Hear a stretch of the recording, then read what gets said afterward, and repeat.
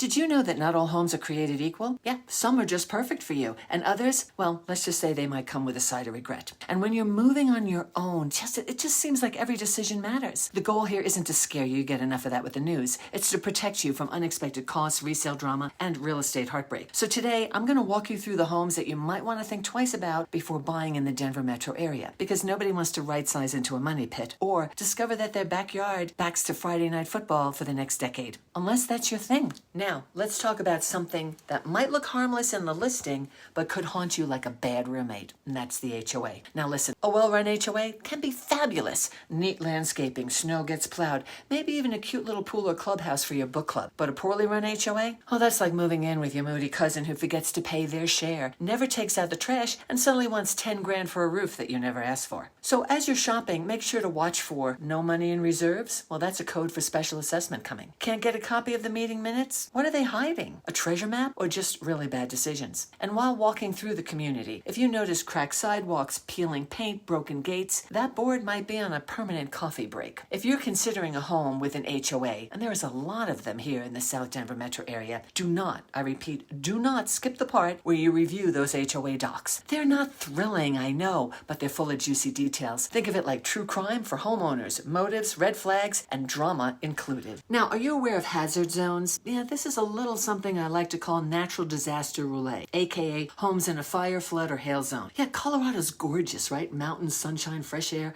and oh yeah, fires, floods, hailstorms, and the occasional surprise tornado. Remember the Marshall Fire? People lost homes in minutes, nothing to sneeze at. And don't even get me started on hail the size of meatballs. Your roof could look like a golf ball by July. Here's what all that beauty might cost you. Higher insurance premiums than you bargained for. Some carriers won't even cover certain areas anymore. And when it comes time to sell, well, buyers might flinch at the risk or the price tag. Yep, I've seen buyers walk on by when a listing was to be found in a flood zone. Never mind that the last flooding we had was back in 2012. So yeah, the views might be stunning, but make sure you're not buying into a disaster zone in disguise. Don't just look at the view, look at the hazard maps, talk to insurance providers, and ask questions before you fall in love with a home that could torch your budget. Now, let's talk about something that could be hidden, but it's super important, the bones of the house. Because while fresh paint and shiny countertops can be tempting, it's what's underneath that can make or break your experience. Recently, during a tour of a 7-year-old home in Littleton, which looked fabulous, by the way, after a deeper dive into the property, early signs of foundation movement were discovered, and that would need some professional attention. Now, the builder hadn't vanished, it's certainly fixable, but the seller would definitely need to invest in some repairs before moving forward. And here's the thing, shifting soils are very common in the Denver metro area, thanks to the bentonite or clay in the soil. Many homes here settle over time, but there's a difference between normal settling and you're going to need a structural engineer kind of settling. Here are a few signs that might mean a second look is in order. When the doors or windows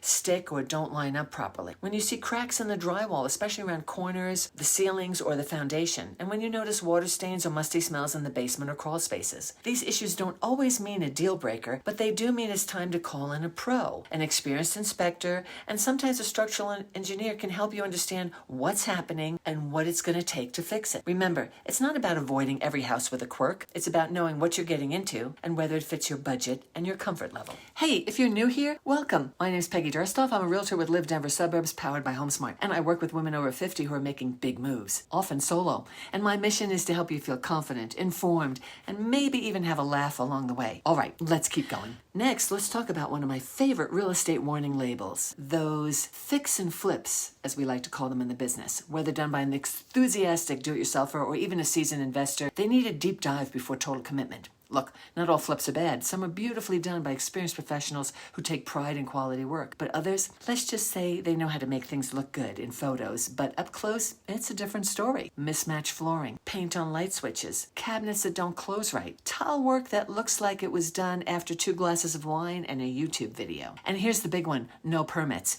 If someone did electrical plumbing or major remodeling without permits or inspections, that's a risk you might inherit. And it's not cute when the city gets involved later. So what can you do? Well, ask for permits and contractor info. Get a thorough inspection. Be cautious if the home was bought and flipped very quickly. Those fast turnarounds sometimes skip important details. Bottom line, a flipped or remodeled home might still be a great fit for you, but it needs a second and maybe even a third pair of eyes, so don't fall for staging and fresh paint without checking what's underneath the roof. Now, let's talk about something you might not notice right away when you're out house hunting. That's power lines and utility towers. From the front of the house, gorgeous. From the backyard, surprise, giant metal towers humming like a sci-fi villain. Now, is it a deal breaker? Not always. Some people don't mind it. But if you're the kind of person that wants a peaceful garden view or you're thinking ahead to resale, it's something to think through. Here's the reality. Some buyers worry about health effects even if there's no conclusive research. Homes that back directly to major transmission lines can take longer to sell or even sell for less. And then the view may not be everybody's cup of tea. So take a good look around, especially out back.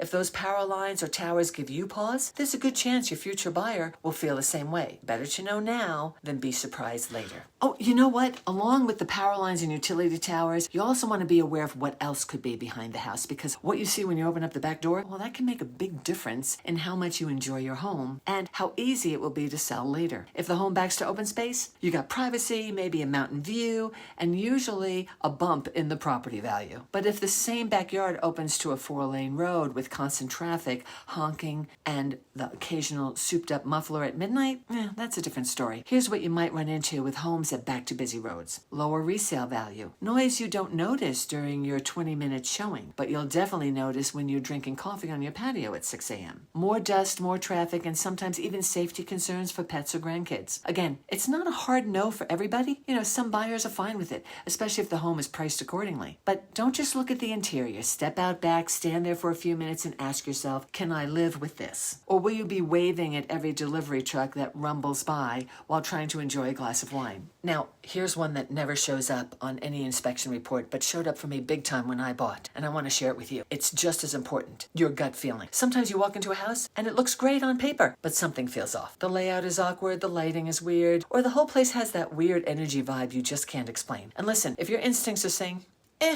please don't ignore that. You're the one who's going to be living there. Not your agent, not your friends, not the HGV TV host whispering sweet nothings about quartz countertops. You. So if a home doesn't feel like a place that you can breathe easy, sleep well, and start fresh, it's not the one. Keep looking. The right home won't make you second guess yourself. Hey, have we talked about living near schools and stadiums? Because, while it might sound charming, it really depends on your lifestyle and your noise tolerance. If you've got grandkids nearby and you're the one walking into school each morning like I see in my neighborhood, then that's a win. Convenience and bonding time rolled into one. But if you're hoping for peace and quiet, here's what you might not be thinking about. Pick up and drop off traffic twice a day, 5 days a week. Friday night football games complete with marching bands, cheering crowds, and stadium lights till about 10 p.m. Band practice that somehow always lands on your one day off. Now, this doesn't mean that a home near a school is a no-go, but it does mean you should visit during school hours, or better yet, during a game night or morning drop-off to get a feel for what it's really like. For some folks, the energy is great. For others, it's like living inside a never-ending field trip. Just make sure it fits your version of home. Buying solo doesn't mean buying scared. It means buying smart. You've been through enough already to know that the right home is about more than just square footage and granite countertops. It's about peace of mind. So whether it's a questionable HOA, a flipped house with wobbly cabinets, or a beautiful home that just feels a little haunted by bad decisions, I hope this gave you a solid starting point to spot the red flags before you fall in love with the wrong place. And remember, you don't have to do this all alone. Download my free guide, How to Buy Smart When You're Moving Solo. The link is down below. Or you can always reach out if you're local and want to talk through your next steps. I'm here to help you move forward with clarity, confidence, and hopefully a good sense of humor. You deserve a home that supports your next chapter. And I'd be honored to help you find it.